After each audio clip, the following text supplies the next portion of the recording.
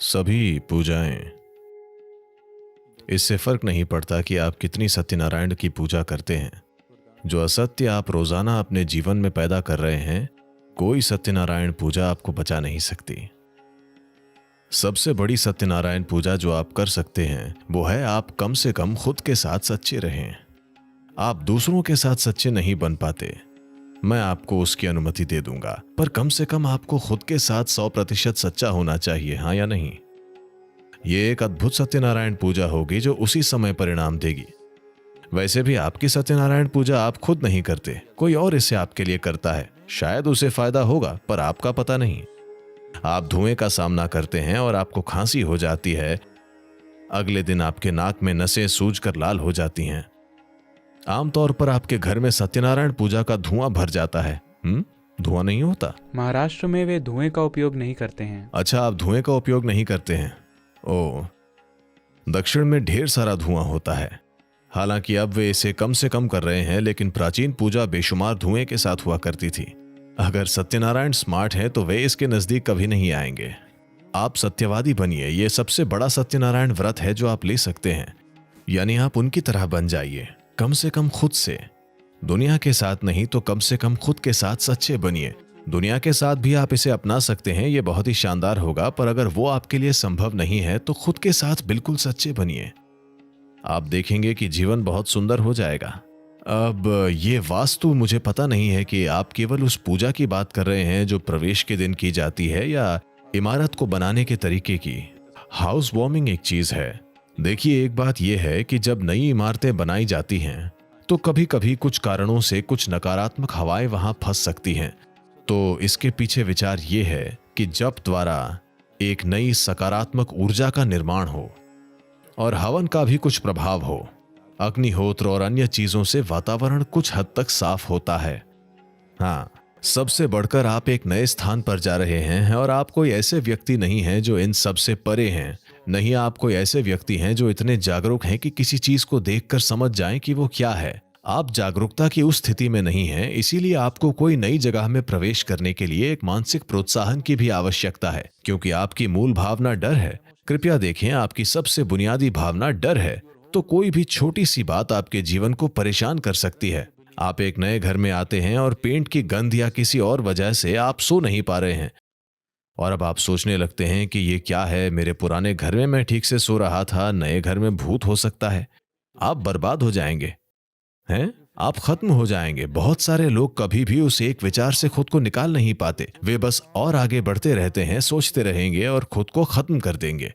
तो इस तरह ये थोड़ी सफाई करता है और इसके पीछे कुछ विज्ञान भी है। ध्वनियों के कुछ उच्चारण और गंधों से वहां एक निश्चित वातावरण बनता है और आप उस सफेद कद्दू को बांधते हैं क्योंकि वो बहुत ही प्राणिक है। उसमें प्राण गूंजते हैं तो धीरे धीरे सकारात्मक ऊर्जा फैलती है। पर अगर आप इसे अपने पेट में डालें तो ये और भी बेहतर होता है। आप जानते हैं, मंदिर निर्माण के इस विज्ञान को एक बड़ी ऊंचाई पर ले जाया गया है। देखिए, आपको यह समझना चाहिए कि भारतीय मंदिर कभी भी पूजा या प्रार्थना स्थल के रूप में नहीं बनाए गए थे। यदि आप मंदिर जाते हैं तो किसी ने आपको प्रार्थना करने या अपना जीवन ठीक करने के बारे में, भगवान से विनती करने की परंपरा के बारे में नहीं बताया। उन्होंने आपसे कहा, यदि आप किसी मंदिर में जाते हैं तो आपको वहां थोड़ी देर बैठना चाहिए, है ना? क्योंकि ये स्थान ऊर्जा के केंद्र हैं, वे प्रार्थना के स्थान नहीं हैं। किसी भारतीय मंदिर में कभी भी कोई प्रार्थना नहीं करवाता, है ना? देखिए, मान लीजिए कोई दूसरा पूजा का स्थान हो तो वहां कोई प्रार्थना कराता है। भारतीय मंदिर कभी भी किसी भी समय कोई ऐसी जगह नहीं थे, क्योंकि इन्हें एक ऊर्जा केंद्र के रूप में बनाया गया था, न कि प्रार्थना के स्थान के रूप में। अपना दिन शुरू करने से पहले आप नहाते हैं, वहां जाते हैं, कुछ समय के लिए वहां बैठते हैं और फिर बाहरी दुनिया में जाते हैं। ये पब्लिक बैटरी चार्जिंग स्थान की तरह है। और ये भी कहा जाता है, अगर आप आध्यात्मिक मार्ग पर हैं तो आपको रोज मंदिर जाने की जरूरत नहीं है। क्या आपको ये पता है? हाँ, क्या आप इस बारे में जागरूक हैं? जो लोग आध्यात्मिक मार्ग पर हैं उन्हें हर दिन मंदिर जाने की जरूरत नहीं है। क्यों? क्योंकि उनके पास खुद को चार्ज करने के तरीके हैं। फिलहाल आप प्राणायाम या ध्यान कर रहे हैं, ये खुद को चार्ज करने के तरीके हैं। आपको सार्वजनिक चार्जिंग स्थान पर जाना आवश्यक नहीं है। आपके पास अपना निजी चार्जर न हो तो आप सार्वजनिक बूथ पर जाकर खुद को चार्ज कर सकते हैं। जब मंदिर का आकार बाहरी परिक्रमा, गर्भगृह, आकृति और आकार, मूर्ति की आकृति और आकार, मुद्राएं जो मूर्ति धारण करती है, इनको प्राण प्रतिष्ठित करने के लिए जिन मंत्रों का उपयोग किया जाता है, यदि ये सभी चीजें ठीक से मेल खाती हैं, तब इनके चारों ओर ऊर्जा का एक बहुत मजबूत क्षेत्र होगा। आप बस वहां जाइए, वहां बैठिए, उन्हें आत्मस्नात कीजिए और आ जाइए। यह आपके लिए बकवास करने का समय नहीं है या किसी और के करने का। आपको बस वहां चुपचाप बैठना है और वहां जो भी है उसे आत्मस्नात करना है। हमने ज्यादातर मंदिरों को नष्ट कर दिया है क्योंकि हम नहीं जानते कि उन्हें कैसे बनाए रखा जाए। आवश्यक समर्पण और इसे बनाए रखने का आवश्यक विज्ञान खो गया है। कई सैकड़ों मंदिर खत्म हो गए हैं, केवल पत्थर बाकी रह गए हैं। ये पत्थर को दिव्यता में बदलने का विज्ञान था, पर अगर आप अनजान हैं तो आप दिव्यता को फिर से पत्थर में बदल देंगे। पत्थर को कैसे परमात्मा बनाया जाए, इसका पूरा विज्ञान है। इसे इस तरह से क्रियाशील करने के लिए कि ये आपसे बहुत अधिक और बड़ी संभावना बन सके, पर शायद आप बस इसे तबाह कर दें। आप में से कुछ को शायद आपको ध्यान लिंक ब्रोशर मिल गया, आपको शायद चित्र मिल गया हो। अगर आप देखना चाहें तो पुस्तक बाहर मिल जाएगी।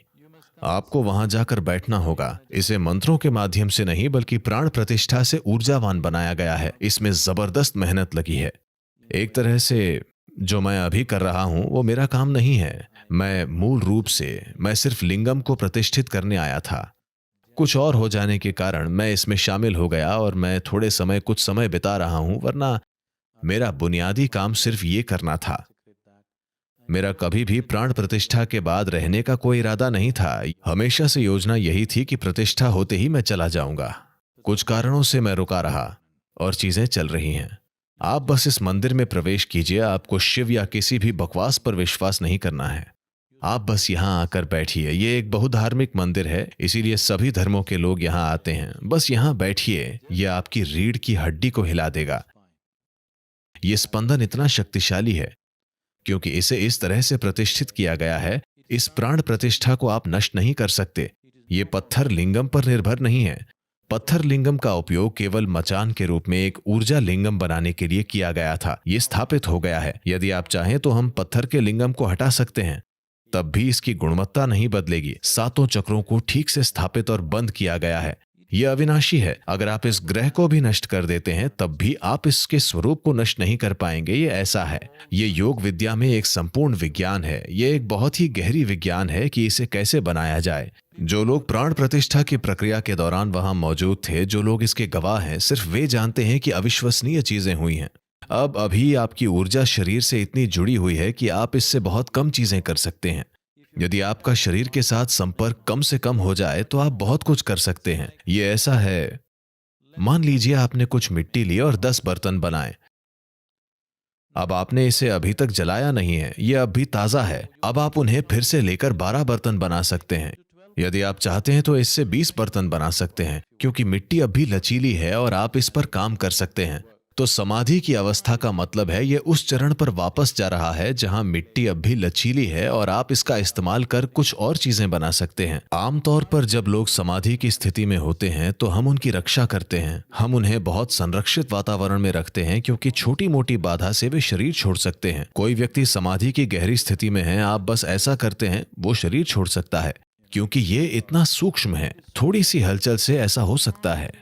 इसलिए लोगों को उस अवस्था में रहने के लिए प्रतिष्ठित करने और शारीरिक रूप से सक्रिय होना सिखाने के लिए जबरदस्त ट्रेनिंग की जरूरत है। मुझे सही तरह से लोगों की तलाश करने और उन सभी को एक साथ लाने और धीरे धीरे इस स्थिति को तैयार करने में 20 साल लग गए। आप इसका अनुभव अवश्य करें। अपने जीवन में आपको इसका एक बार जरूर अनुभव करना चाहिए। ये कुछ ऐसा है जिसे आपको जरूर देखना चाहिए। आपको किसी भी चीज पर विश्वास नहीं करना है। आप बस वहां जाकर बैठिए, आप देखेंगे ये आपको खुद में समा लेगा।